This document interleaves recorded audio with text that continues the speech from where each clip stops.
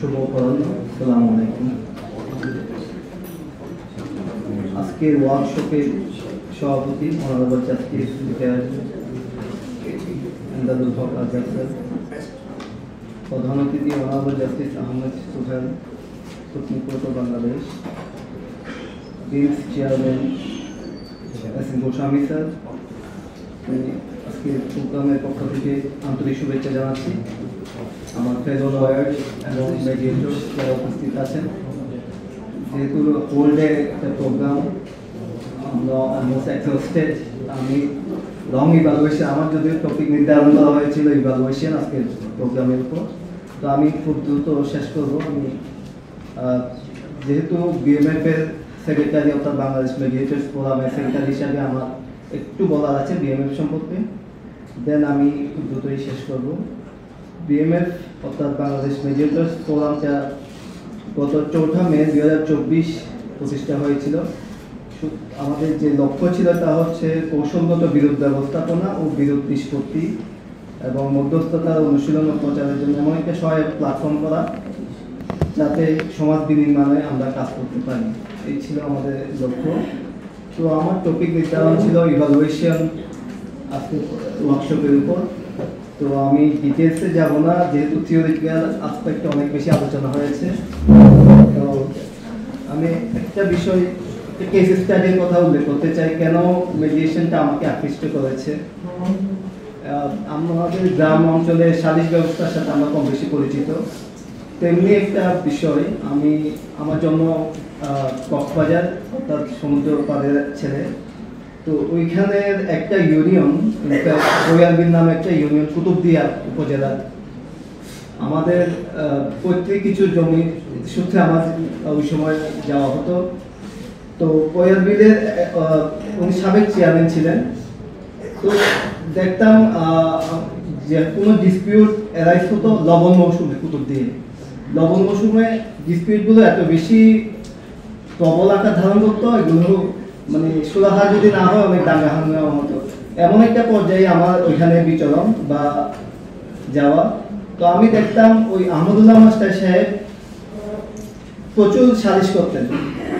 সালিশের সূত্রপাত হতো থানা লেভেলে, থানায় অভিযোগ দায়ের করা হতো, থানার ওসি এগুলো হ্যান্ডেল করতে পারতো না, এগুলো ট্রান্সফার দিতে হয় অলমোস্ট ইয়ের কাছে, অর্থাৎ চেয়ারম্যানের কাছে।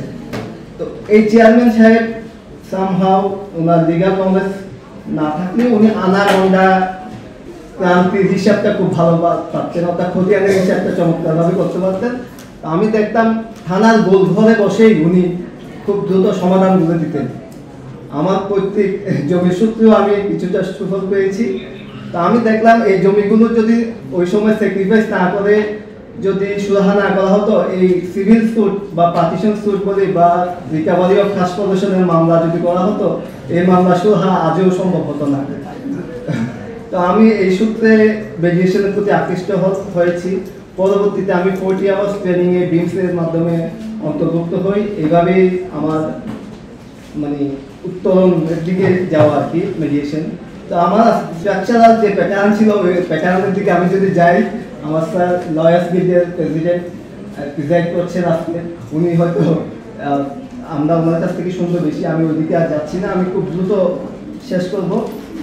আমি ওই আজকে প্রোগ্রামের যে হ্যান্ড আউটটা ছিল, ইনফ্যাক্ট ওই হ্যান্ড আউটে বেশ কয়েকজন আমাদের ফেসিলিটেটর বিভিন্ন টপিকে আলোচনা করেছেন। আমি অনেকগুলো পয়েন্ট আউট করেছিলাম, ওই পয়েন্ট আউটেও যাচ্ছি না আমি, খুব দ্রুতই আমি আমাদের শরীফ এমডি সালাউল হক স্যার, যিনি why would prefer ADS to village school, এই পয়েন্টে আমি কয়েকটা পয়েন্ট নোট করার চেষ্টা করেছিলাম।